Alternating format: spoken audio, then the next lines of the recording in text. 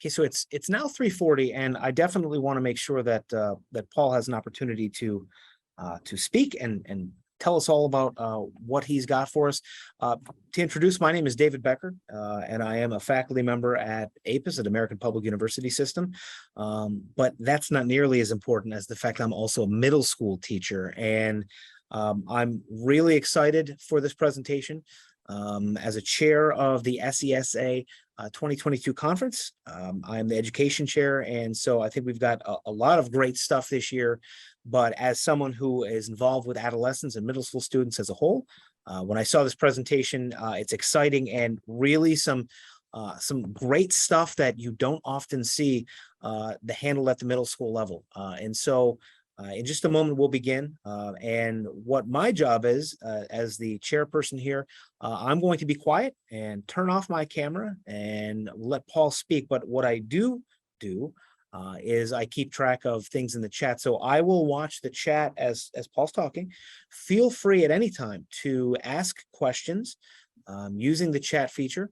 And I will be happy to make sure that we can try the best we can to answer your questions as we go.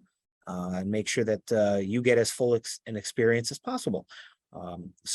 Without any further ado, I'm going to be quiet and let Paul speak. And I'm super excited for this, and I can't wait. I've already said that to Paul. I've probably said I'm excited about 5 times so far. So really eager to see what Paul's got to say.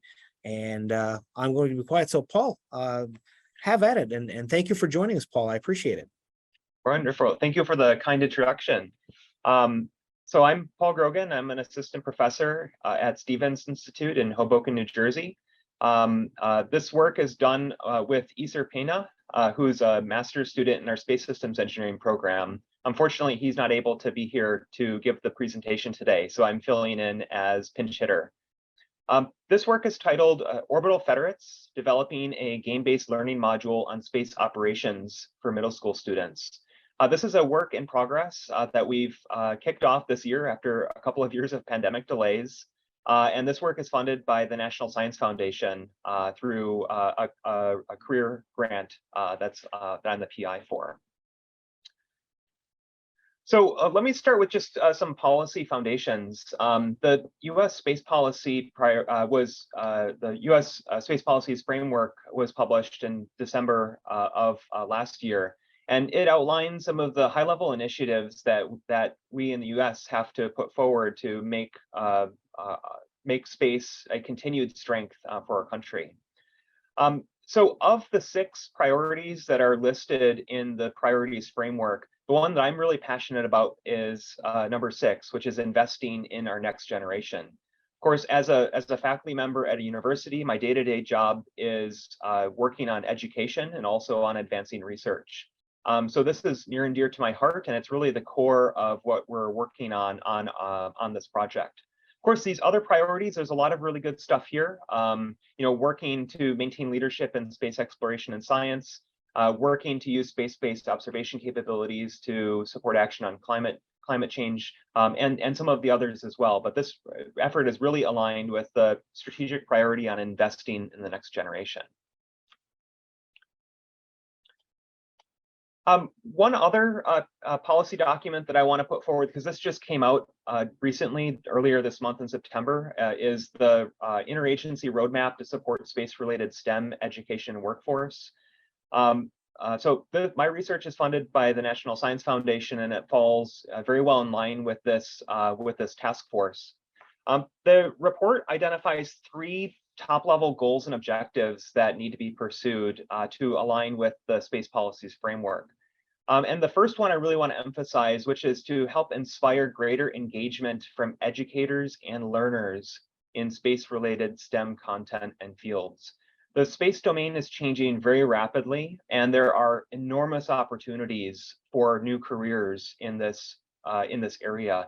And it's our responsibility as an educator and frankly as a researcher to help engage with learners in this topic area. And there's huge opportunities, and it's relatively difficult to understand what work in the space domain looks like from the lens of someone who's outside of that domain. So I worked primarily with, of course, with our college students here at Stevens. but I've also worked with our pre-college programs, working with high school students during summer programs and during the academic year. When I talk to young people about what do they want, what change do they want to have in the world, nothing really excites them more than having an impact on some of the greatest challenges that face our society. And I share this objective in my own research. So I work closely with NASA's Earth Science Technology Office in my research portfolio to develop new technologies and new operational plans to learn more about the Earth system on which we all rely. And within the Earth science domain, there are 6 scientific objectives that were labeled most important in the recent decadal survey. So these are topics like understanding the coupling between the water and energy cycles, understanding changes in ecosystems, helping improve our weather and air quality forecasts, reducing uncertainty on climate change and helping inform our societal response to climate change, understanding sea level rise. It's a big issue here in Hoboken, where a part of our city was actually used to be a channel and it floods when it rains heavily. And then also understanding geological hazards and disasters. So these topics, which are direct components of space missions and space data, are topics that really get young people excited and help nurture their interest in pursuing careers in space. So when I think about what does it take to get someone to the point where they're engaged in a career in space, of course, in my day job, I work over on the right-hand side of this. I work primarily with our master's program, of which ESER is a part of.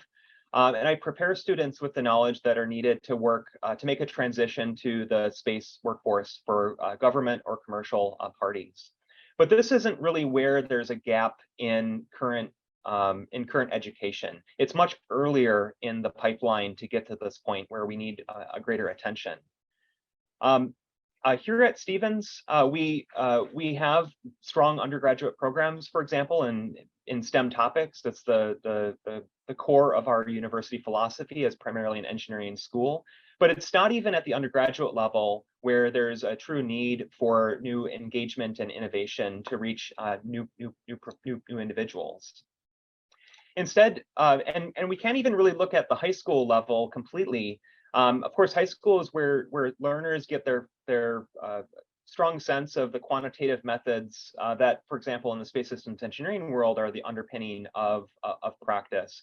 But a lot of students drop out of the STEM pipeline even before the high school level. So in our work, we're really focused on the we want to target the middle school population of students to help communicate what are the opportunities that are available in the space domain and what types of pathways could they take throughout their educational career over the next 10, 12 years that would help make some of their dreams about changing the world a reality. So this work is all about inspiring and informing about STEM and space career opportunities. It's targeted at the ages of 10 to 14 because that's a population that's typically not well addressed with these types of outreach programs. And specifically, we're also interested in broadening participation to underrepresented groups. Individuals who may have no family members with a college degree, for example, or may have no one who is knowledgeable about the space domain. The approach that we take to pursue this is to use game-based learning module to help engage these young learners with space topics and help explain how space systems work. So in the future, when they encounter coursework, they can understand from a more holistic perspective how it connects to what they might do in their careers. So there's been a lot of interest in game-based learning over the years. This has actually been a big part of my broader research portfolio. You can think of games generally as an activity among 2 or more independent decision makers seeking to achieve their objectives in some limiting context. This is actually the definition that APT used back in the 1970s in one of the first rounds of developing serious games for learning objectives. I think that using games for educational purposes is quite effective because it builds on constructivist epistemology, where it's believed that knowledge is constructed rather than discovered. So by playing a game, by making decisions as a decision maker and seeing how those decisions play out in a resource constrained setting, students can help understand some of the tensions and challenges of working within a domain, and also can get excited about opportunities in future careers. Game-based learning has seen what I would call a boom and bust, a cycle, really since the 1950s and probably even earlier than the 1950s. There have been a lot of interest in computer-based game-based learning over the last 10 to 15 years. But the work that we're pursuing is primarily an analog or board game-based platform, and I'll explain a little bit why we've chosen that path in a little bit. One of the big challenges to game-based learning or game-based education is that the design of the game is really balancing three fundamental forces, three forces that are in tension. And this was explored extensively by Caspar Harteveld in work that was published about 12 years ago. He calls it the triadic game design principles. So the three main forces that are influencing design of a game for educational purposes are play, reality, and meaning. Now, in the engineering world, when we build models or simulations, oftentimes we focus on the reality dimension. We want the model or the simulation to represent the real world as closely as possible so that we can use it to make better decisions in the real world. On the other extreme, in entertainment games, for example, play is the strongest dimension, where you want to keep players engaged. You want it to be fun activity so that they keep spending time on your platform playing the game. But if you have a game that's completely realistic, it's really maybe not very fun to play, because it may just be like going about your daily work in the real world. And if you have a game that's completely fun and it has no dimensions of reality, then it lacks the substance that is needed to transition learning objectives back to the real world. So the third dimension on meaning is really the piece that helps to balance play and reality, where it helps focus what are the objectives that you want to get out of playing a game, and how can they be translated to learning outcomes and assessments that you can experience after a gameplay.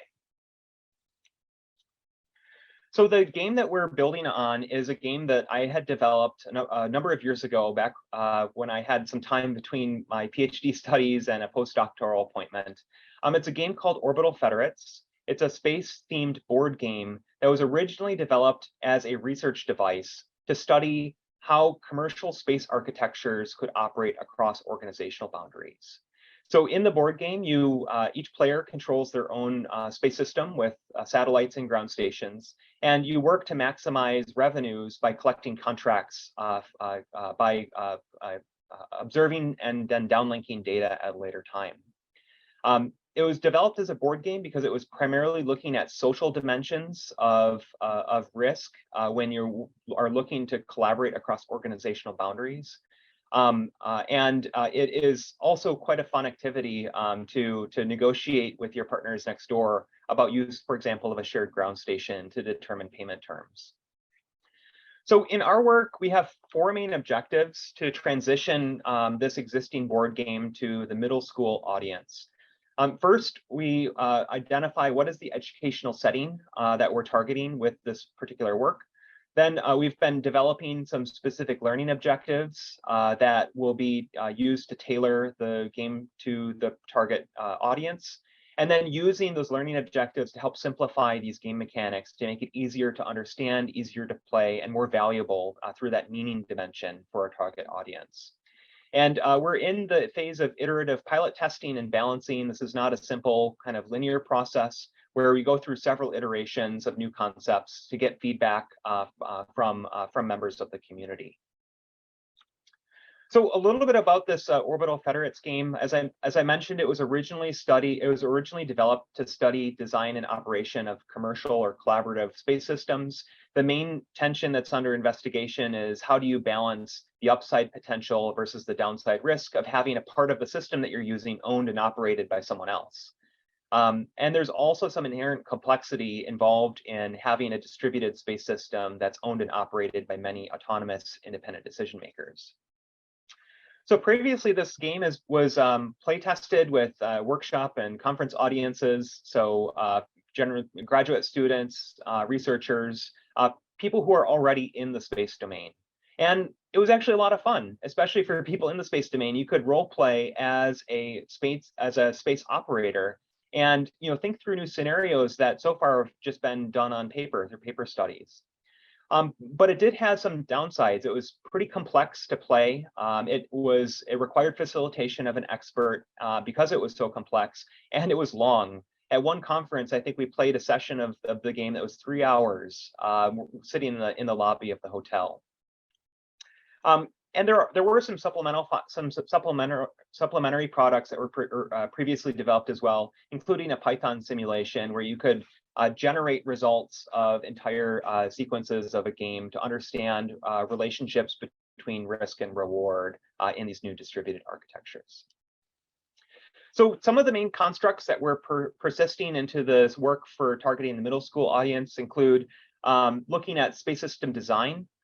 In this board game, players design satellites and ground stations by swapping in and out hardware modules. So hardware modules can include things like sensors, data storage, and also communication links, both down to the ground and communication links between satellites.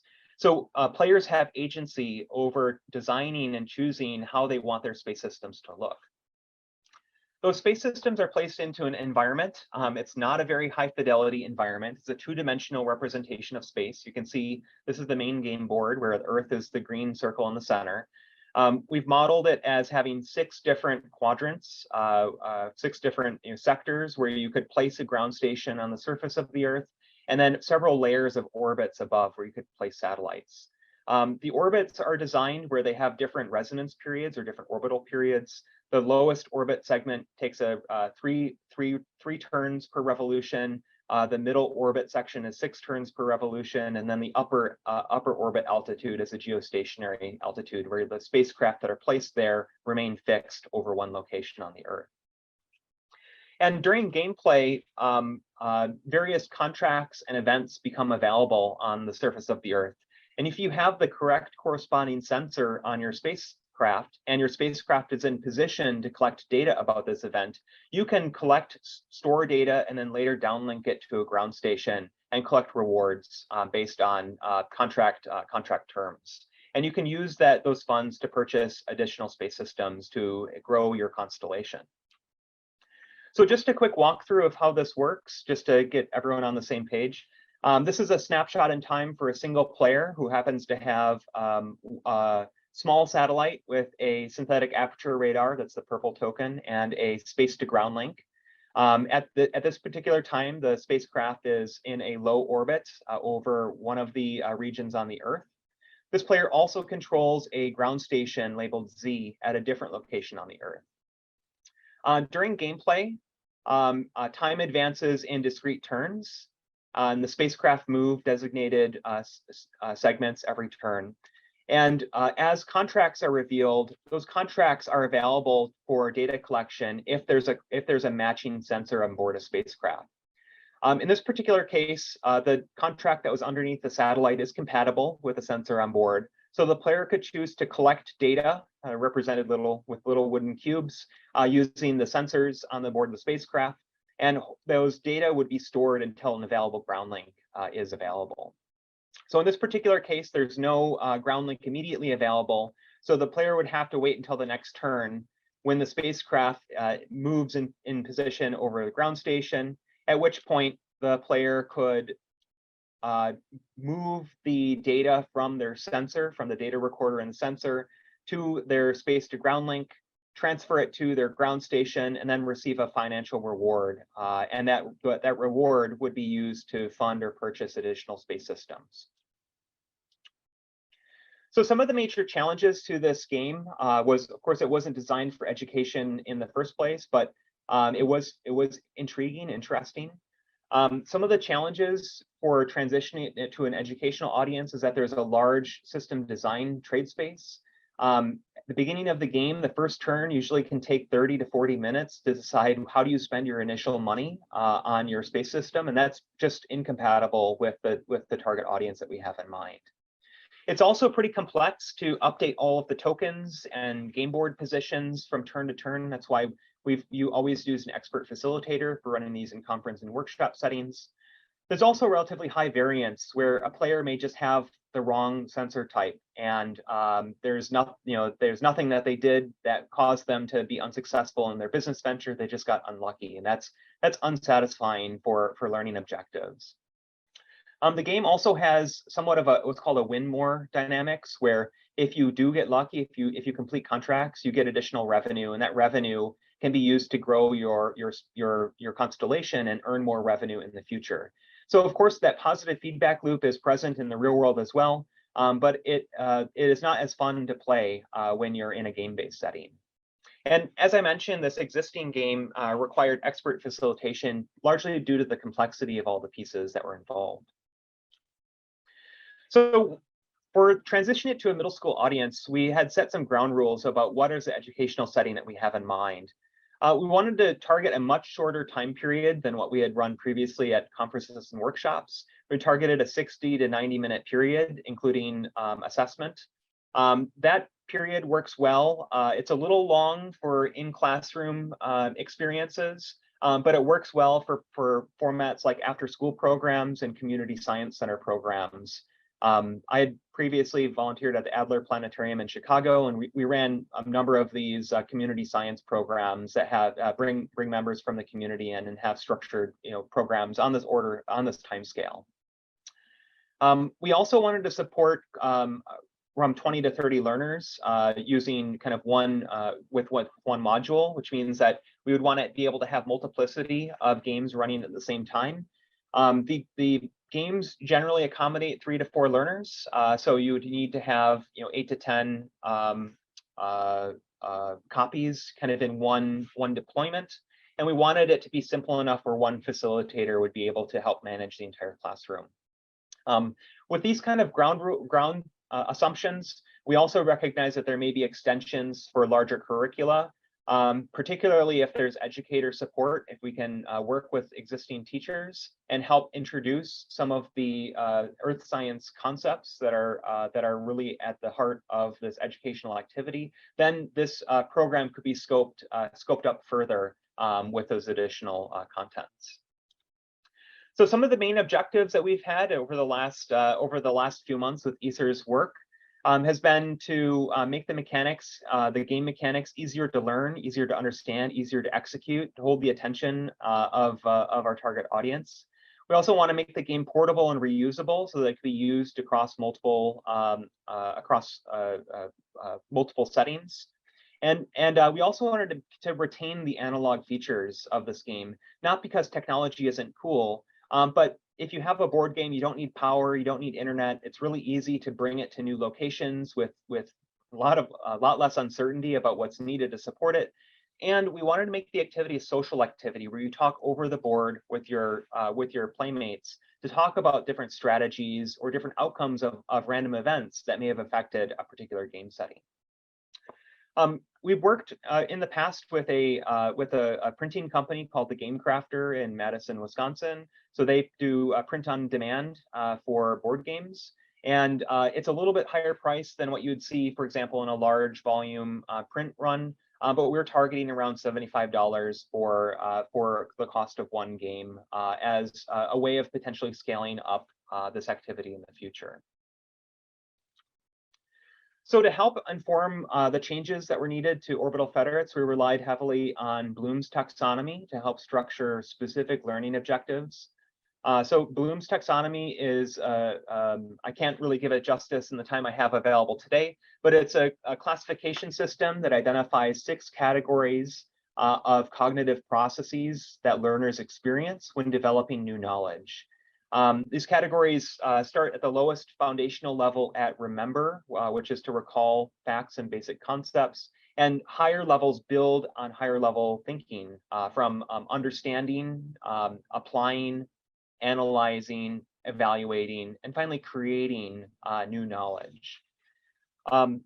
We wanted to rely on Bloom's taxonomy to help communicate what are the objectives of our experience between educators and learners, and also to help design effective assessment tasks to help with our educational research efforts as well. So the overall idea is we wanted to identify some set of learning objectives using Bloom's taxonomy, and then help align the game mechanics, the revised game mechanics of Orbital Federates to meet those objectives or to align with those objectives, and then simplify everything else about the game to help make it easy for students and learners to work with. So I'll give a kind of a touch on some of the learning objectives that we have in mind, and of course these are still under development and revision. We have two major domains of learning objectives. The first is the earth science domain, and the second is systems engineering, which is the program that I teach in here at Stevens. So from the earth science domain, we have 4 main learning objectives that are focused at the understanding and applying levels of Bloom's taxonomy. So we want students or learners from playing this game to be able to explain how space systems operate and collect data from the Earth or about the Earth. It may seem obvious, but many people, even researchers in some cases, can't really connect the dots about how does information get to the target user, for example, scientists or emergency management personnel. Certainly satellites have instruments, but there's a lot of kind of pieces along the way that transport and transform data to the final destination. And so knowledge about how space systems operate through experience through gameplay can help connect some of those dots. Second one is to be able to explain the advantages and disadvantages of alternative orbits. So in my work with NASA's Earth Science Technology Office, I work with a lot of domain-specific scientists who have a specific set of observations that they want to collect, whether it's observations about oceans or volcanoes or snowpack. But translating those needs into things like orbit selection is a jump. It's a leap. So having being able to explain, for example, differences between a low orbit versus a geostationary orbit from an Earth science perspective is something that is I think really helpful for connecting the phenomenon on the surface of the Earth to the space system that operates to observe it. The third objective is for learners to be able to describe sources of risk for satellites in the space environment. And what we wanted to get at here is risk is not only things like debris or faults, which are of course the 2 major like most visible sources of risk for spacecraft. But we also want to touch on sources of risk like inavailability of a ground station. Amazon Web Services, for example, now provides ground stations as a service where you can contract for ground station communication with satellites on a minute-by-minute basis. The catch is that you don't have guaranteed service when you're contracting with third-party providers. So when you have a setting with multiple independent spacecraft operators who have the opportunity to share resources like ground stations or inter-satellite links, it does open the doors to opportunities, but also to new sources of risk if those partnerships break down during gameplay. Then finally, the fourth objective is for learners to be able to use knowledge about how different types of sensors observe events on the Earth's surface to select appropriate instruments for particular mission objectives.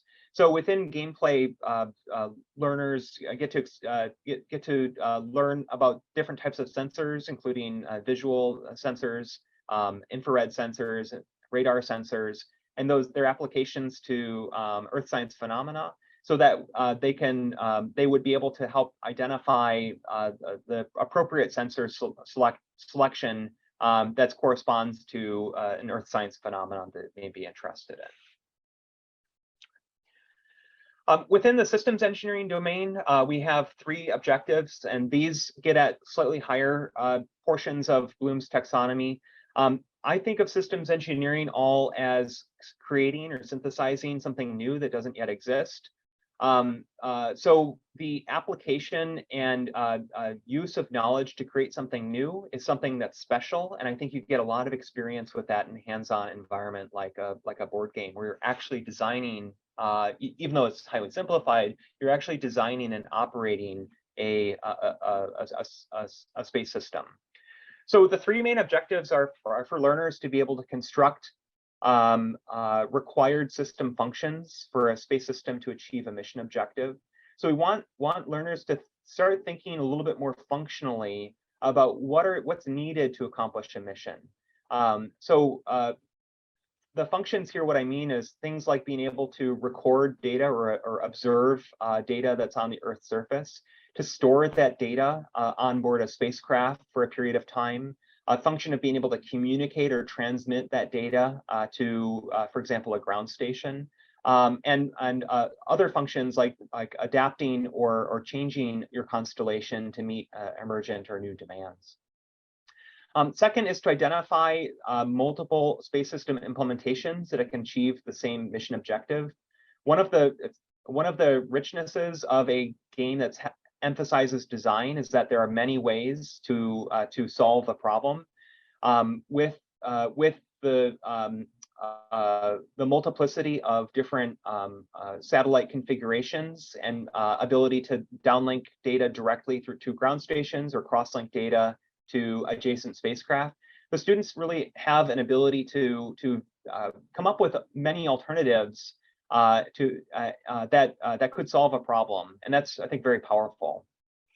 Then the third main objective is to be able to compare the relative values of risk and reward to decide which space system to select to complete a mission. And this is at the heart of systems engineering, of doing trade studies, comparing benefits and drawbacks to alternatives, and make an informed decision about which system to pursue. So over the past months, ESER has been working with me to make revisions to Orbital Federates. We're still at the prototype phase, but we've been looking at making changes like having the game board rotate rather than having to move satellites around on the orbit paths. We've been looking at having static design alternatives. So rather than choosing the individual modules to put into a spacecraft, which is a very cognitively intense activity, having fixed or static designs that are available to choose from already. We've been looking at simplifying some of the detail that was previously represented on the game board and game tokens to make it easier to understand for our learners, and also make some simplifications in how the game plays out, where rather than having kind of a free-for-all where players negotiate on contracts at the same time, have a structured turn order where players draw cards and make decisions one by one. We also looked carefully at a winning criteria, right? So the winning criteria is a really challenging piece to work with for an educational game because you want it to be of interest to all the participants. Previous versions of Orbital Federates really focused on the financial resources as a main criterion for determining a winner. And that's not really how, so certainly there's segments of the space industry that operate like that. But we wanted to focus more on the beneficent opportunities of space systems to collect and learn information about our Earth. So what we've been transitioning to is, a winner based solely on financial resources to senses of winners as individuals who are able to solve the most problems or collect the most data, completing contracts about the Earth system. And this also lends itself to more collaborative framings of the game, where rather than directly competing against one another, players could play against the game, for example, to try to work together to solve many of the challenges that we face as a society. So I'm pretty excited about those opportunities. So one last word, as this is we have a research component to our study as well. So we need to be thinking about assessment. How do we determine what learners learned during the activity? We've been looking at a pre-test, post-test questionnaire approach. So there's pros and cons for it. But we'd be using this questionnaire to help specifically address whether those learning objectives have been achieved by comparing before and after the activity. Just as an example of what a style of question could look like, and think if you put yourself in the shoes of our target audience. So a narrative story like that marine oil spills can occur suddenly and pose a serious threat to ecosystems and coastal waters. On January 6, 2018, the tanker Sanchi from Iran collided with the Hong Kong Chinese bulk carrier CF Crystal in the East China Sea. The tanker caught fire and sank, resulting in 32 dead or missing and a spill of 130 tons of condensed oil. Oil spills affect the ocean environment for years, so solutions need to be found to control them as soon as possible. Draw a sketch of a system that collects data about oil spills from space and delivers it to emergency management professionals to coordinate cleanup efforts. This is an example of what I think is a pretty challenging problem, not even for the middle school audience, but for pretty much anyone, because it forces you to think about how do space systems collect data about things that are happening on the surface of the Earth, and then what happens after the satellite passes over that location. There's a lot of details about storing data on board the spacecraft, downlinking to ground stations. How do you process data from ground stations that we usually gloss over without thinking about it from a domain perspective? So some of the things that I'd be looking for after this 60-minute educational module is that the drawings or the sketches that students would include would have kind of a broader perspective of what are the pieces required for a space system to operate. Maybe they focus on maybe they would include information about the launch vehicles, putting the spacecraft into orbit, which is of course a major consideration. I would like to see information about illustrations of ground stations receiving data from satellites, in addition to satellites being over just the accident region. And maybe even considering the users of the data on the ground. How do they get the data from the ground stations after it's been delivered? These are kind of important pieces to the space domain that I think if there's a better understanding among the audience, then you can really see how many different careers beyond just astronaut or aerospace engineer can help contribute to many of these problems that we're facing as a society. So let me wrap up a little bit of the talk, and I'm really looking forward to questions that may be posed by the audience. First main point is that I'm fully on board that there's a critical need to inspire and invest in the next generation.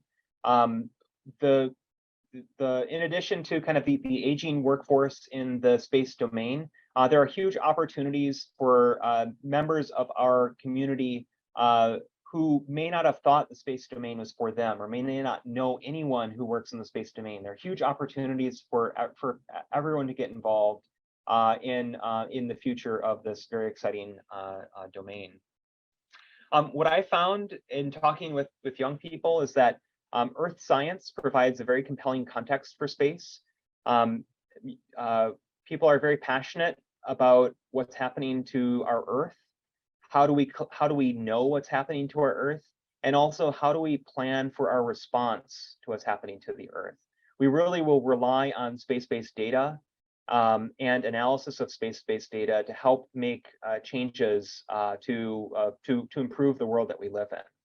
And this, of course, opens many doors, again, beyond just design of satellites.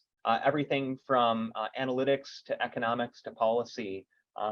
They're all opportunities using space-based data that are available to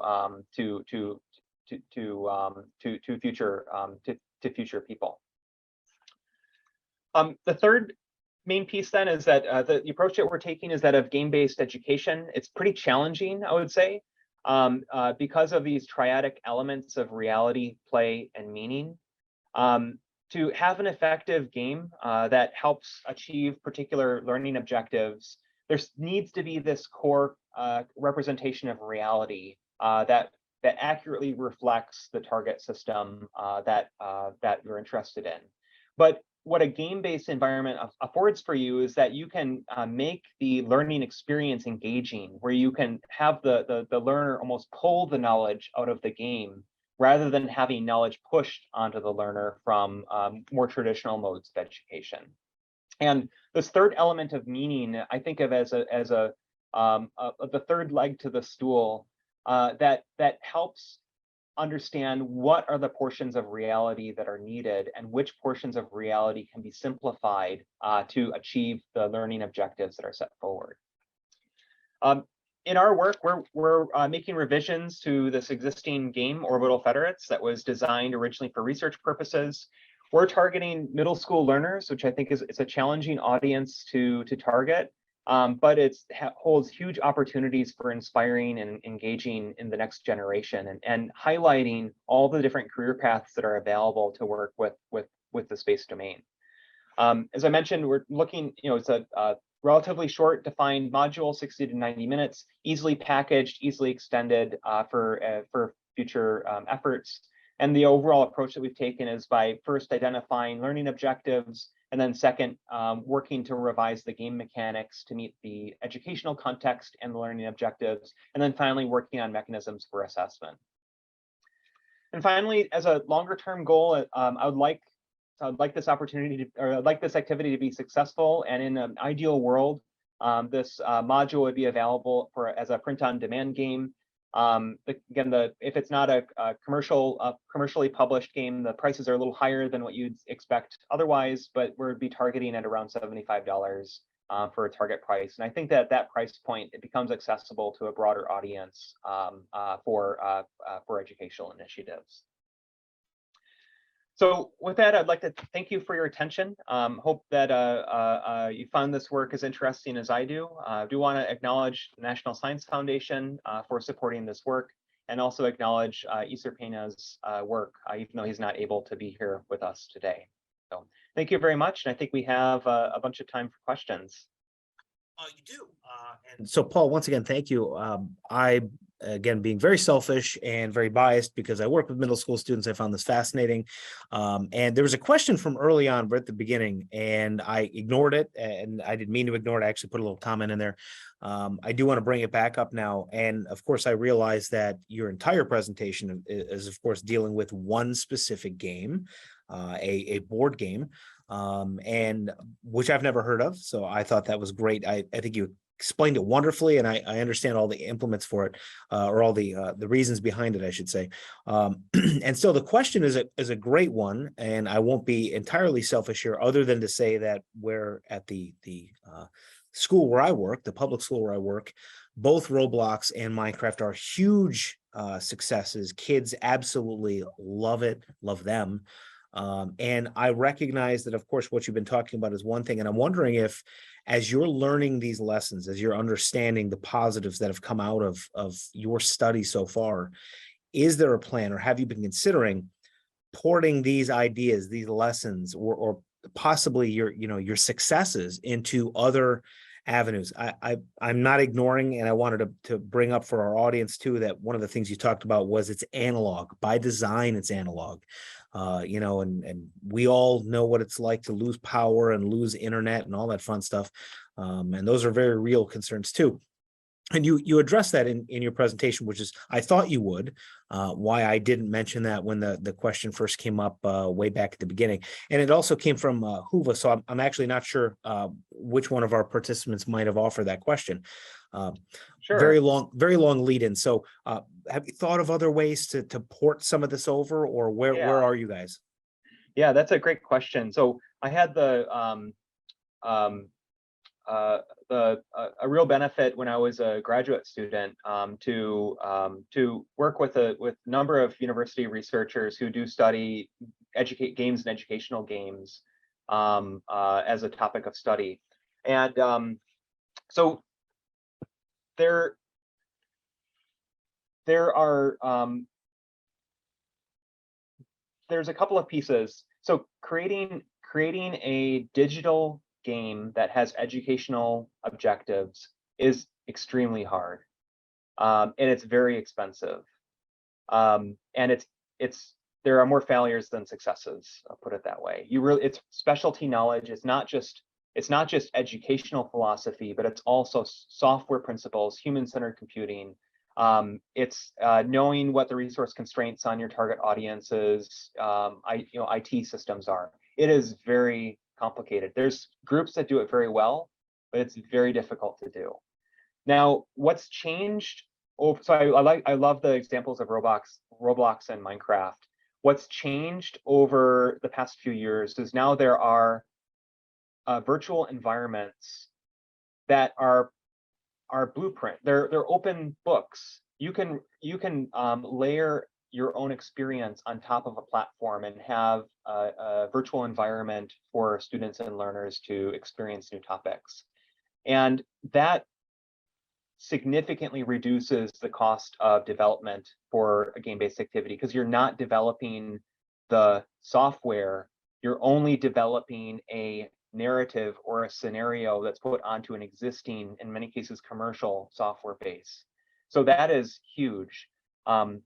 Actually, it was I had when I was a student, I had developed one of our assignments was to develop a curriculum using an existing software game, layer an educational curriculum on top of it. My group used Minecraft. Actually, this is a while ago when it was in pretty early stages.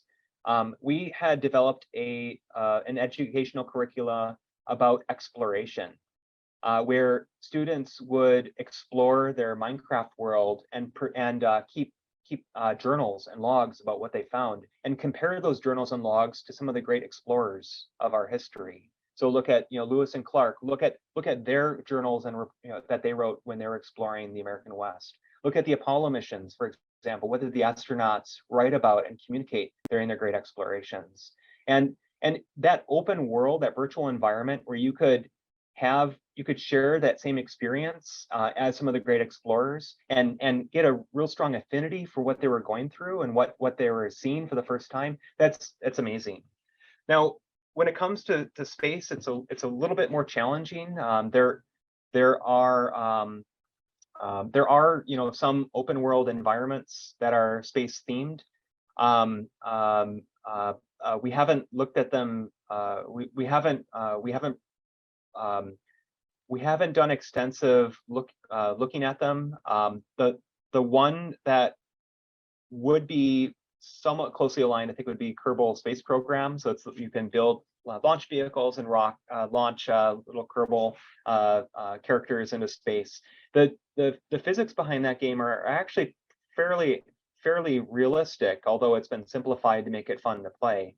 But you can get at some of the key topics in space systems engineering through that platform. What it's less capable of, or where it's less high fidelity, is connecting with the Earth science objectives about observing the world and using that data to better understand the world. So yeah, hopefully that's kind of a meandering answer to the question, but there's huge so I think there's opportunities for layering educational experiences on top of existing platforms, and the ability to do that, to customize through either mods or scripting, is becoming much more commonplace today than what it has been in the past. And it's a great path forward to balance time and resources. No, I don't think that was meandering at all. I think you covered an awful lot of ground there, and it makes perfect sense. Specifically, you mentioned, long ago Minecraft, and of course, in the not too distant past, it became, I don't know, maybe now I'm old, so maybe it's even a little further back than I thought, but it became part of Microsoft. And so there's a lot of changes there. I can tell you, whether this is just for myself or Paul or for the people listening, that the educational version, which is significantly cheaper than the quote unquote professional version, whatever they call the consumer version, I guess, whatever that's called, really does have a lot of controls on it. And while it's safer, even though kids, of course, have found a way to hack out of that and get into just as much trouble as they have in the first place, it does limit things quite a bit. So, and Roblox, I know I have daughters who play that and use that all the time. But I would agree, like you mentioned, that there's one program that does well with space, and I don't think that's Roblox and Minecraft, although the enthusiasm's there. Yeah. But clearly you're looking for very specific things when it comes to incorporating curriculum, and those do lack that for sure. Something that I was thinking. Go ahead. I'm sorry. Okay, I will just say two words. So by choosing an analog platform, the past 2 years have been really difficult for us, because it is something that you need. There's verbal discussion. We could make an app version of this, a software version of it, but it just doesn't have the richness of discussion. It falls into kind of like clicking the buttons to see which combination of button clicks give you the most points. Where what we want is kind of some deeper thinking on performance of space systems. So there are certainly pros and cons to the analog platform, but yeah. Anyways, Think of how long this conversation would take if we were typing this out via text, as opposed to speaking, and of course it slows the whole thing down. So no, that makes perfect sense. I think that's a completely realistic expectation or understanding of the problem. One of the things I was thinking about, I love And speaking of other games or other possibilities, game-based education is, and I know you understand this, definitely mainstream now, certainly more than it was not too long ago, in a place where even APUS, I was actually looking at this yesterday, the American Public University System, has an esports or e-gaming major. I mean, these are things that are out there. You can get scholarships for this. I mean, it's big business. But underneath that veneer, there's always a lot of people who like to do it and don't want to make money and don't want to necessarily do that, but they absolutely want to do something that they love. So, and I think you're tapping into that. I think that's fantastic. Yeah, I completely agree. It's really it's the engagement piece of gaming is critical. I mean, even if a game is not meant to be educational, when you have deep engagement on a game, you start talking about, what are the strategies that are effective in a particular game? How does a random number generator work in a game? How can you leverage knowledge about the random number generator to get an advantage? How do you take advantage of software glitches, right, to get faster times or to have, that? There are very technical concepts that are exposed in games, and particularly in software games, digital games, that when you have the strength and depth of engagement, it really opens doors to exciting things. So. I agree. And I actually was writing down, as you were talking, writing down a number of things. And that idea of, plunking kids down, admittedly, however long ago it was, but plunking kids down inside of an existing world and then asking them to journal it and then comparing the results to some of the first explorers, wherever that was. And I don't know if that's a study or something that's been published. That sounds fascinating. That sounds great because, there's that richness of it as well. And then making those comparisons, that's going to be rich for the students, but also for the people that are creating that assignment and doing things with it. I mean, you're going to get some great information out of there.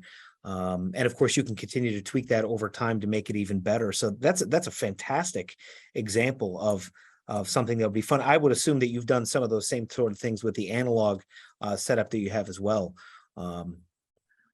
Yeah, we've so it's led to a lot. So from the sessions that we've run with our professional audience at workshops and conferences, it has spawned hours and hours and hours of discussion on how well would different strategies in the game play out. That's actually, from our professional audience, that was the impetus for creating a simulation platform so that we could test out new design strategies in an automated and faster way of getting feedback than playing out hours and hours of games. And it's really interesting because it's such a when you have an environment that is structured enough where you can study it and collect information and use that information to make better decisions, it's really satisfying. It feeds that that inner engineer, I think, in everyone. It's my goal is to try to give everyone that taste of what it's like to be, to have the opportunity to gather data and reflect on it, and then use it to make better, make better decisions or more informed decisions. And I know I know I've been talking, whether it's going to be Colleen, Ivan, or Tinsley, if it happens to see anything more from the app, if there's any questions, we still have time. So please kick those in there. So Paul, this has been going on. You've been doing this, and now Mark's popped back into. You've been doing this for how many years? What year did this entire process start? I know it's 2022, but when did this start? So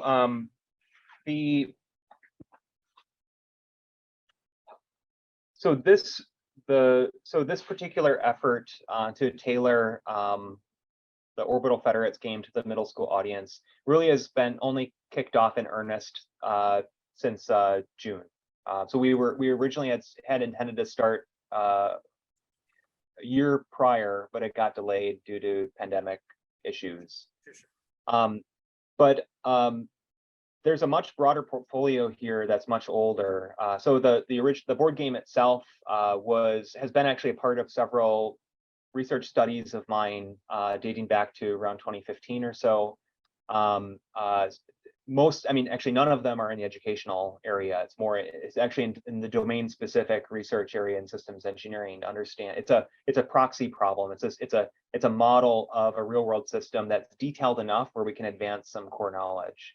But my broader interest in games actually dates much further back. The course that I teach here at Stevens is actually our master's level modeling and simulation course. And the way that I frame it is dating back to some of the wargaming or combat modeling foundations that are kind of really classic in the domain.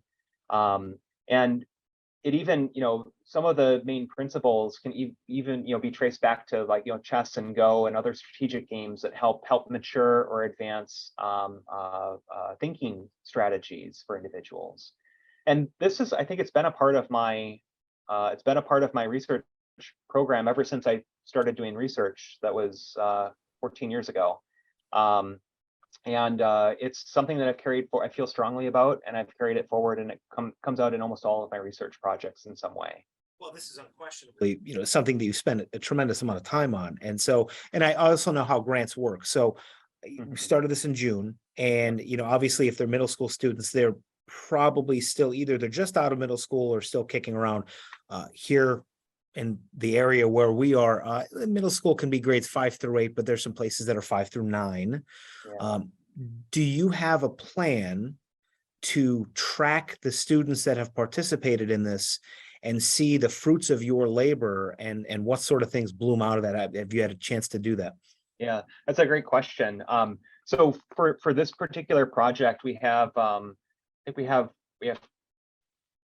3 years remaining on the project, but this is just one piece of a broader project that generally studies use of games in applied to space systems engineering. So for we're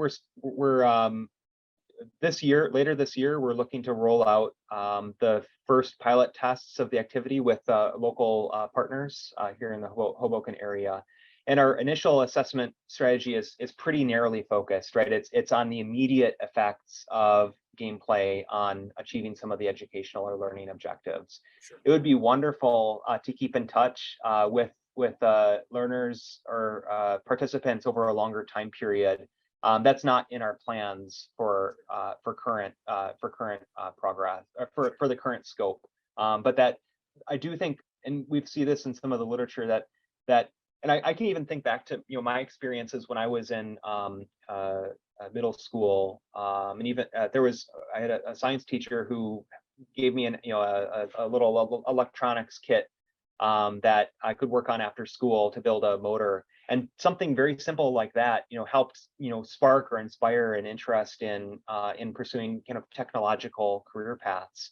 So I do think that it would be really interesting to see if an activity like this, even if it's short in duration, if it could be traced to influence decisions down the road. And I suspect that there would be a few cases where it does.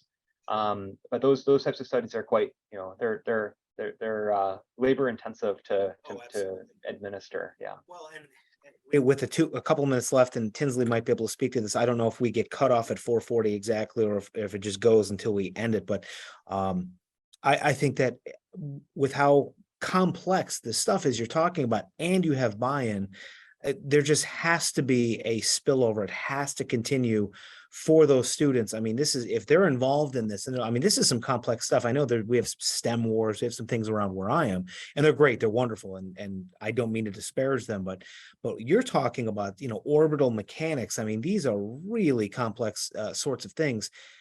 I have a very hard time thinking a student that's going to be involved with this in a year is like, nah, I'm not doing this. I don't know. This is great stuff. And yeah. Again, as we near the end of our time, this is tremendous work. It's unquestionably something that you enjoy, which of course is a huge part of it as well. You have to enjoy it. You've definitely communicated that today with what you had to say. And I think Tinsley unmuted and then muted again. So I don't know if we're going to be dumped in about 30 seconds or not. No. It's just when I end it is when it's over. Oh, great. Okay, so a couple, we still have a couple people here. I'm glad we have, and there we go. We're 4:40. We didn't get killed, so very good.